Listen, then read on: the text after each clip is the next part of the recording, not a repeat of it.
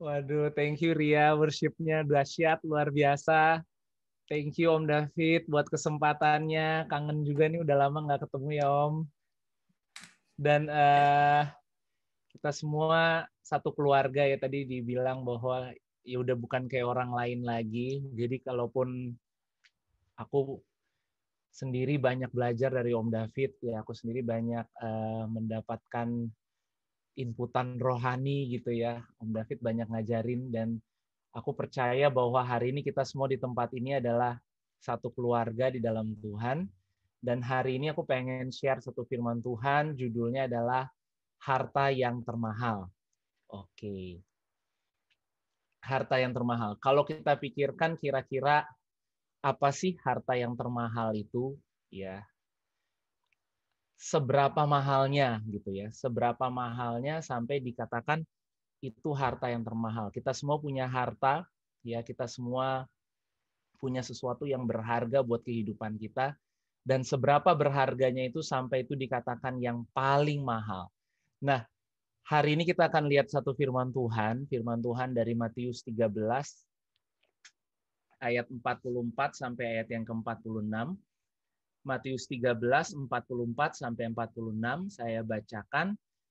Hal kerajaan sorga itu seumpama harta yang terpendam di ladang, yang ditemukan orang, lalu dipendamkannya lagi. Oleh sebab sukacitanya, pergilah ia menjual seluruh miliknya, lalu membeli ladang itu. Demikian pula hal kerajaan sorga itu seumpama seorang pedagang yang mencari mutiara yang indah.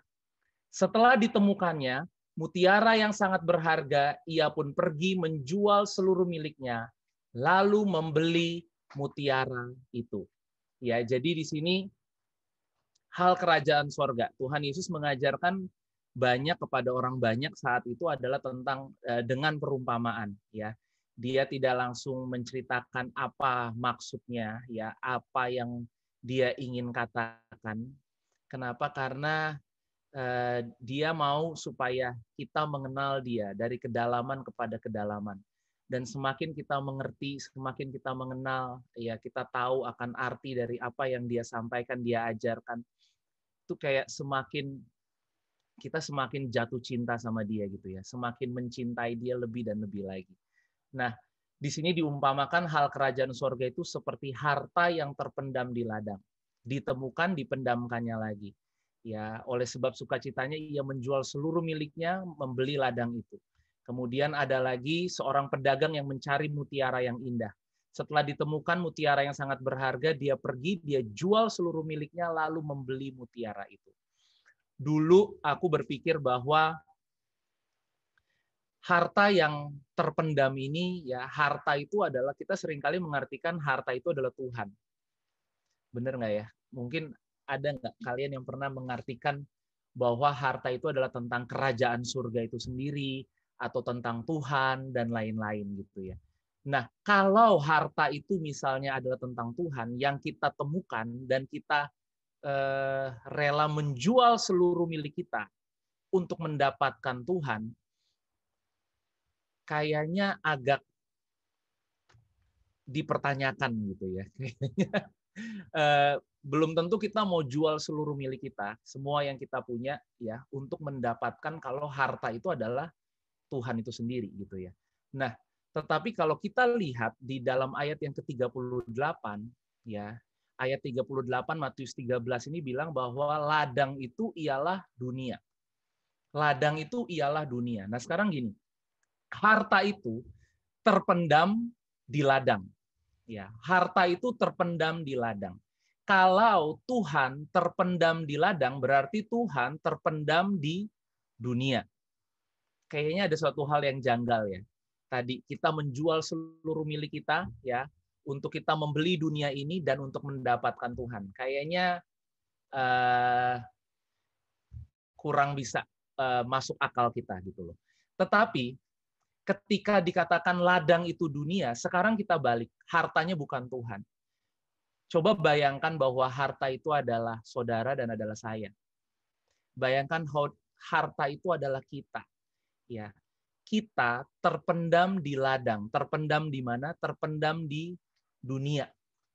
ya, ditemukan lalu dipendamkannya lagi. Oleh sebab sukacitanya, pergilah ia menjual seluruh miliknya, lalu membeli ladang itu. Tahu nggak bahwa kamu itu begitu berharga buat Tuhan? Saudara itu begitu berharga buat Tuhan, sehingga Tuhan bukan hanya sekedar beli kita dengan 1/10, 1/20, atau sebagian harta miliknya. Dia menjual seluruh harta miliknya. Artinya you mean everything to God. Mungkin seringkali kita berpikir gini, kita ini nggak ada artinya, kita nggak berharga. Tuhan tebus kita, jadi kita itu berharga. Enggak. Justru karena kamu itu berharga banget buat Tuhan, kamu itu seharga dengan nyawanya dia sendiri. Makanya kita itu berharga, kita ditebus sama dia. Bukan karena kita nggak berharga, saudara. Karena kita itu begitu berharga, begitu bernilai buat dia. Dia rela untuk mengosongkan. Mungkin dengan istilah gini loh, surga rela untuk bangkrut. Surga rela untuk mengosongkan semuanya hanya untuk mendapatkan kamu dan hanya untuk mendapatkan saya.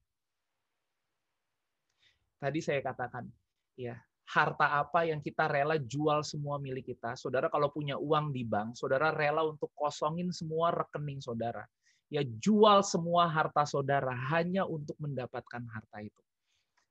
Kalau kita lihat di dalam Roma 8 ayat 31 dibilang, sebab itu apakah yang akan kita katakan tentang semuanya itu? Jika Allah di pihak kita, siapa yang akan melawan kita? Ia yang tidak menyayangkan anaknya sendiri, tetapi yang menyerahkannya bagi kita semua. Bagaimanakah mungkin ia tidak mengaruniakan segala sesuatu kepada kita bersama-sama dengan dia? Dia yang tidak menyayangkan anaknya sendiri, saudara. Dalam Filipi 2 dikatakan gini, hendaklah kamu dalam hidupmu bersama menaruh pikiran dan perasaan yang terdapat juga dalam Kristus Yesus. Artinya gini loh, coba deh kamu punya pikirannya Tuhan. Coba deh saudara itu ada di dalam perasaannya Tuhan. Pikirannya Tuhan itu apa sih? Pikirannya Tuhan ini loh, yang walaupun dalam rupa Tuhan, dia tidak menganggap kesetaraan dengan Tuhan itu sebagai milik yang harus dipertahankan. Melainkan telah, di sini katakan, mengosongkan dirinya. No reputation, dan mengambil rupa seorang hamba dan menjadi sama dengan manusia. Dan dalam keadaan sebagai manusia, ia telah merendahkan dirinya dan taat sampai mati, bahkan sampai mati di kayu salib. Ya, kalau kita lihat ayat-ayat ini, ya, Tuhan itu bukan cuma hanya sekedar ya dia Tuhan, dia hebat gitu ya. Ya, dia hanya kehilangan sebagian hanya untuk mendapatkan kita, enggak. Dia kehilangan semuanya. Dia rela mengosongkan dirinya. Bahkan di sini dalam rupa sebagai manusia, ya, dia menjadi seorang hamba, ya, dan dia merendahkan dirinya bahkan sampai taat mati di kayu salib. Bagaimanakah mungkin tadi, ya, kalau dia tidak menyayangkan anaknya, ya, bagaimanakah mungkin dia tidak mengaruniakan segala sesuatu kepada kita bersama-sama dengan dia. Yang terbaik dia kasih hanya untuk gini loh saudara. Roh Kudus itu diberikan untuk tinggal dalam hati kita. Jadi sebenarnya tujuan Tuhan Yesus datang, ya, karena Tuhan Yesus datang, setelah Tuhan Yesus datang, dia mencurahkan Roh Kudusnya, dia memberikan Roh Kudusnya. Tujuan Tuhan Yesus datang sebenarnya adalah gini, untuk dia membeli rumah yang paling mahal, supaya dia bisa tinggal di rumah yang paling mahal itu. Dan tahukah saudara bahwa rumah yang paling mahal itu adalah saudara dan adalah saya. Kita adalah rumah yang paling mahal. Dia tinggalkan semuanya, dia kosongkan dirinya hanya untuk mendapatkan kita, hanya untuk tinggal bersama-sama dengan kita. Makanya kekristenan itu bukan hanya sekedar agama, ya. Agama hanya isinya tentang aturan, hanya isinya tentang tuntutan gitu. Kekristenan adalah tentang Tuhan yang menyerahkan semuanya, Tuhan yang mengosongkan dirinya, mengosongkan semuanya hanya untuk mendapatkanmu. Hanya supaya dia bisa ada bersama-sama dengan kamu. Hanya supaya dia bisa tinggal bersama-sama dengan saudara dan bisa tinggal bersama-sama dengan saya. Tadi kalau kita lihat kembali ayat ini, ya, jadi di sini kalau kita jadikan kita adalah hartanya, berarti gini loh, ya, dia menjual seluruh miliknya, lalu membeli dunia ini untuk mendapatkan siapa? Untuk mendapatkan kita. kita itu ditemukan sama Tuhan. Ya. Kenapa kita harus melihat diri kita itu sebagai harta yang berharga buat Tuhan? Karena kita ditemukan sama Dia, ya, dan kita dibayar.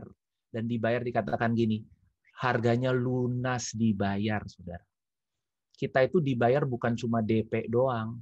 DP habis itu kamu suruh lanjutin bayar gitu ya. Supaya full price-nya enggak. Ya. Dia sudah bayar kita lunas di awal. Ya. Sehingga dia mengosongkan dirinya. Surga rela kehilangan semuanya. Surga rela menjual seluruh milik hanya untuk mendapatkan kamu dan untuk mendapatkan saya. Dan di sini harta yang terpendam adalah harta yang ditemukan di dalam dunia. Kita adalah harta yang paling berharga buat Tuhan. Mutiara yang indah. Kita adalah mutiara yang indah. Di sini dikatakan setelah dia menemukan mutiara itu, ia pergi menjual seluruh miliknya. Lalu membeli mutiara itu. Inilah hatinya Tuhan. Makanya tadi biar kita pakai pikiran dan perasaan Kristus. Hatinya Tuhan adalah melihat kita itu bukan sebagai manusia yang kecil gitu ya, seperti debu, manusia yang nggak berharga, tapi kamu itu berarti segalanya buat Tuhan. You mean everything to God. Saudara itu berarti segalanya buat Tuhan. Dia rela menjual semuanya, kehilangan semuanya hanya untuk mendapatkanmu. Ya. Tapi hal yang lainnya yang menarik di sini ya, ketika kita tahu kamu tuh harta yang termahal, ya, saudara, ketika saudara tahu nilai saudara itu harta yang termahal, maka saudara nggak akan terus lihat dirimu rendah, nggak akan terus melihat buruk akan dirimu, nggak akan terus melihat ke belakang gitu. Kenapa? Karena kamu bisa melihat betapa berharganya kamu di hadapan Tuhan. Harta nilai kita yang sesungguhnya yang pertama adalah karena kita ditemukan sama Tuhan. Ketika kamu ditemukan sama Tuhan, itu nilai kamu yang sesungguhnya. Nilai kita bukan dari apa yang kita punya, bukan dari apa yang kita pakai, bukan dari siapa kita, jabatan kita, ya, pekerjaan kita, ya, atau mungkin harta yang kita miliki. Saudara, nilai yang kita miliki itu tergantung dari Dia. Dia yang membeli kita dengan harga yang lunas dibayar. Saudara, yang pertama, nilai kita ya itu adalah tadi karena kita ditemukan sama Dia. Nah, yang kedua ini menarik ya, karena aku pengen lanjutin sebenarnya apa yang Om David kemarin sempat bagiin ya tentang new identity gitu, tentang identitas baru kita. Ya, kemarin Om David sempat bagiin dua session di sini. Yang keren adalah di sini dibilang gini, setelah ditemukan itu dipendamkannya lagi. Ya, setelah ditemukan, dipendamkannya lagi, lalu ia menjual seluruh miliknya, lalu membeli ladang itu. Andai kamu tahu betapa berharga nilaimu, nilaimu bukan hanya karena kamu ditemukan oleh Tuhan, tapi karena kamu dipendamkannya lagi. Apa itu dipendamkannya lagi? Ya, di sini kalau kita lihat dipendamkannya lagi itu ada di dalam Kolose 3.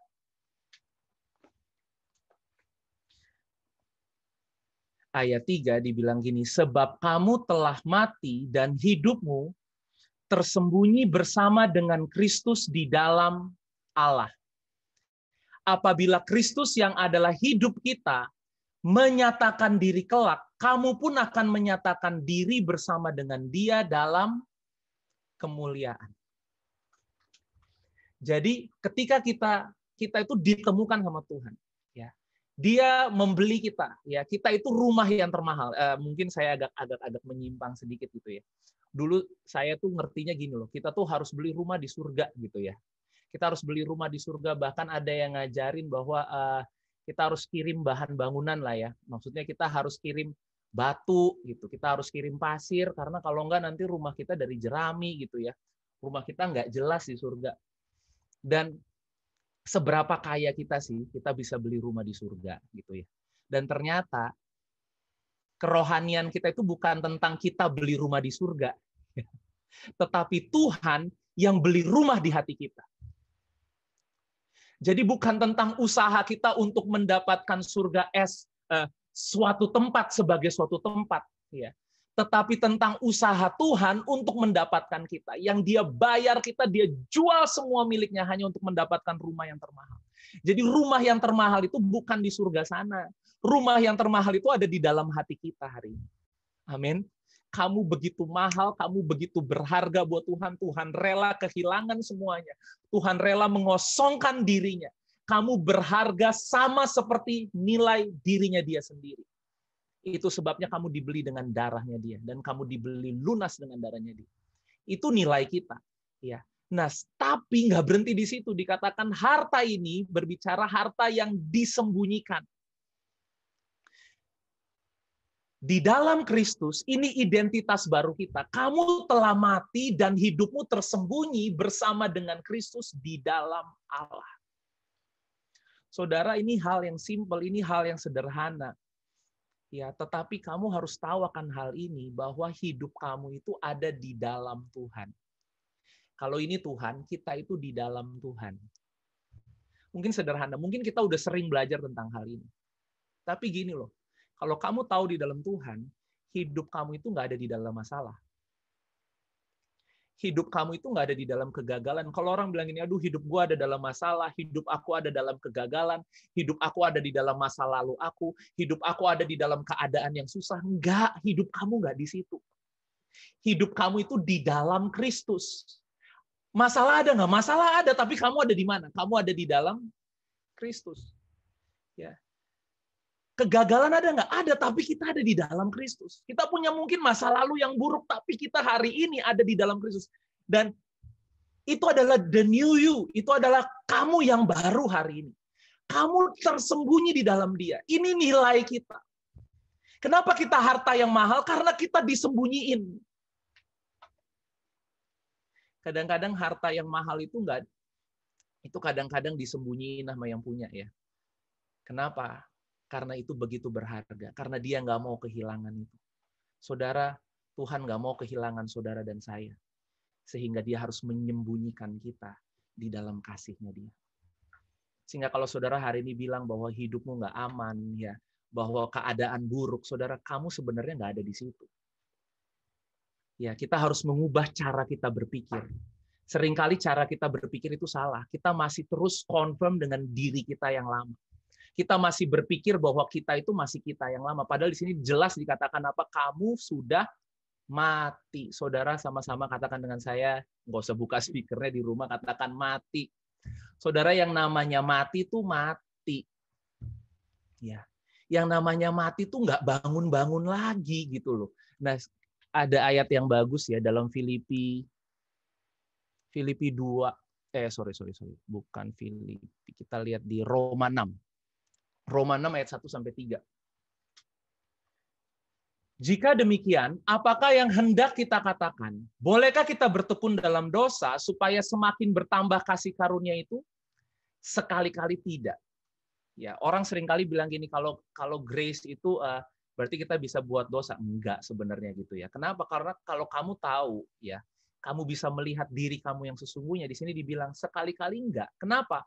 Bukankah kita telah mati bagi dosa? Sekali lagi di sini dibilang, kamu udah mati buat dosa. Bagaimanakah kita masih dapat hidup di dalamnya? Atau tidak tahukah kamu bahwa kita semua yang telah dibaptis dalam Kristus, telah dibaptis dalam kematiannya?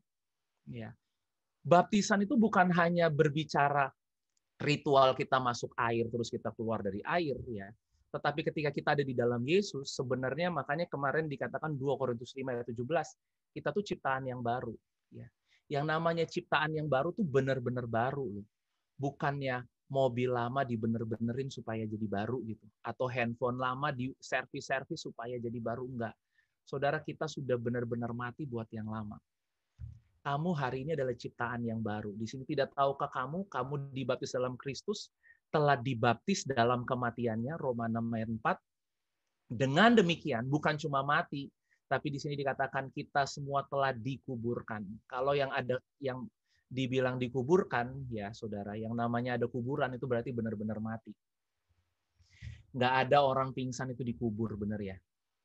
Orang mati itu dikubur. Artinya saudara tuh cara Tuhan melihat hidup kita itu benar-benar kamu udah mati buat yang lama.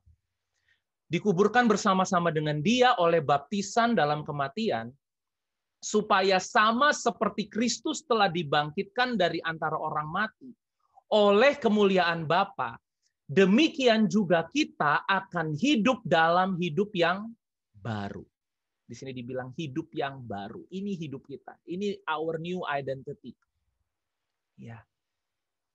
Kita mati, kita dikuburkan buat manusia kita yang lama supaya hari ini saudara dan saya kita hidup dalam hidup yang baru. Nah, saya punya gambar gitu ya. Gambar ini bilang karya Kristus. Ada angka 1, 2, dan 3 di sini ya saudara ya. Angka 1 adalah hidup kita yang lama di bawah hukum dosa dan maut. Angka 2 itu adalah saat ini bersama dengan Kristus. Angka 3 adalah kemuliaan yang semakin besar. Saudara, kita itu tadi dikatakan kita sudah mati buat manusia kita yang lama. Bahkan dikuburkan. Artinya gini, yang satu ini saya kasih warna merah, kamu tuh udah nggak ada di satu. Ya. Perjalanan kita itu bukan lagi gini, orang berdosa, ya, supaya kita bisa mendapatkan Tuhan, supaya kita bisa masuk nomor 2 gitu. Nanti kalau pas kita lagi lupa, kita balik lagi ke 1. Nanti kalau kita lagi ingat, kita lagi rajin ke gereja, kita lagi rajin berdoa, kita balik lagi ke 2. Ya. Bersama dengan Tuhan dalam kemuliaan. Enggak gitu loh. Yang namanya mati itu mati.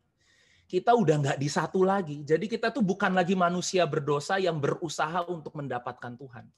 Saudara, titik awal kita di dalam Kristus itu udah ada di nomor 2. Jadi kita udah nggak balik-balik lagi ke 1. Kita udah nggak berusaha lagi hidup benar, hidup baik supaya kita masuk surga gitu loh. Efesus 2 ayat 6 itu bilang bahwa kamu itu telah didudukan bersama-sama dengan Kristus in the heavenly places. Di tempat tinggi. Bersama-sama dengan Dia duduk di surga. Telah dibuat duduk, saudara. Artinya apa? Kita itu udah ada di mana? Kita udah ada di nomor 2. Kita nggak bolak-balik 1-2, 1-2 gitu ya, saudara ya. Kita saat ini sudah ada bersama dengan Kristus. Ya, kita ada di dalam kemuliaan Tuhan. Kita bisa melihat semuanya dari cara surga melihat. Makanya inilah tersembunyi bersama dengan Kristus. Tersembunyi bersama dengan Tuhan. Ini nilai diri kita yang sesungguhnya, saudara. Ketika kamu tahu posisi kamu yang sesungguhnya, bahwa kita itu bukan lagi, kita nggak bisa lagi bilang gini, ya saya orang berdosa, kita melakukan kebaikan supaya kita bisa masuk nomor 2 gitu ya. Makanya kita itu bukan human, bukan doing gitu ya. Tapi kita itu manusia itu adalah human being gitu. Kita tuh sudah menjadi, kita sudah dibuat bersama-sama dengan Dia duduk di nomor 2 ini. Makanya kalau saudara, kita semua tahu kata-kata from glory to glory gitu ya. Tuhan itu mengubahkan kita dari kemuliaan kepada kemuliaan. Saudara, dari kemuliaan kepada kemuliaan. Berarti titik awalnya apa, saudara? Kemuliaan. Kalau saya bilang, saya dari Fatmawati menuju ke Blok M, berarti titik awalnya saya itu apa? Fatmawati gitu loh, saudara. Nah, kalau Tuhan bilang, kamu itu di dalam Kristus dari kemuliaan kepada kemuliaan, makanya tadi saya bilang, ya saudara, surga itu bukan hanya sekedar berbicara tempat nanti di sana. Karena kita berpikir tadi kan, kumpulkan harta di surga. Ya, hartanya tuh di sana gitu. Saudara tahu nggak, harta yang sesungguhnya buat Tuhan itu adalah saudara dan saya. Nah, jadi kita tuh bukan berusaha untuk mendapatkan surga lagi hari ini. Sekarang gini, yang punya surga tinggal di dalam hati kita. Berarti hidup kita, ya, kita itu membawa alam surga. Kita itu hidup di dalam alam surga setiap hari. Kamu itu udah bukan lagi orang yang berusaha untuk mendapatkan nomor 2. Kamu sudah ada di nomor 2.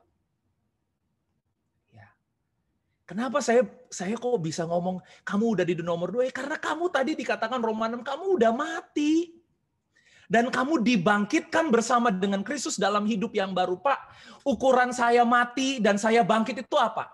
Saudara, ukuran kita mati dan bangkit, kalau dulu mungkin gini, kematian kita tuh sesuai dengan pikiran kita. Saya udah mati belum ya dagingnya ya?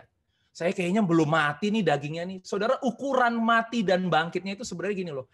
Kematian Kristus adalah kematian kita. Kebangkitan Kristus adalah kebangkitan kita. Jadi kalau Yesus itu sudah mati, sebenarnya gini loh saudara, itu bukan hanya cerita 2000 tahun yang lalu. Sejarah yang bilang Yesus itu mati, Yesus itu bangkit, saudara.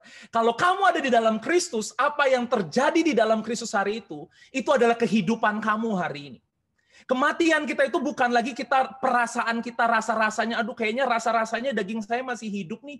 Rasa-rasanya saya masih suka sombong, rasa-rasanya saya masih suka bohong, rasa-rasanya. Saudara, udah bukan begitu. Kebenarannya berkata kamu itu ciptaan yang baru. Kebenarannya bilang kamu itu di nomor 2, kamu itu udah bukan di nomor 1. Karena kita nggak sadar akan hal ini, kita itu gampang dibohongin sama iblis gitu loh. Iblis bohongin kita terus bilang, ya tuh kan kamu balik lagi ke manusia kamu yang lama, kamu ke satu lagi. Ya sekarang gini saudara, kita udah mati kok, masa bisa dibangun-bangunin lagi terus kita balik lagi ke satu? Kalau kamu tahu diri kamu di dalam Kristus, kamu aware akan posisi kamu di dalam Tuhan, kamu itu udah bukan lagi manusia yang lama. Gitu loh. Kamu adalah ciptaan yang baru yang penuh dengan kemuliaan Tuhan. Kamu ciptaan yang baru yang hari ini kamu duduk memerintah bersama-sama dengan Tuhan. Kamu udah di nomor 2. Dan sekarang hidup kita setiap hari itu hanya from glory to glory. Ya. Tujuan kita bukan lagi tempat yang dinamakan surga, saudara. Tapi tujuan kita hari ini itu sudah ada di dalam kehidupan kita. Surga yang sesungguhnya itu adalah Yesus di dalam kehidupan saudara dan saya. Amin. Dia membawa kenyataan surga di dalam hatimu. Dia membawa kenyataan surga supaya gini, setiap hari orang bisa lihat gitu.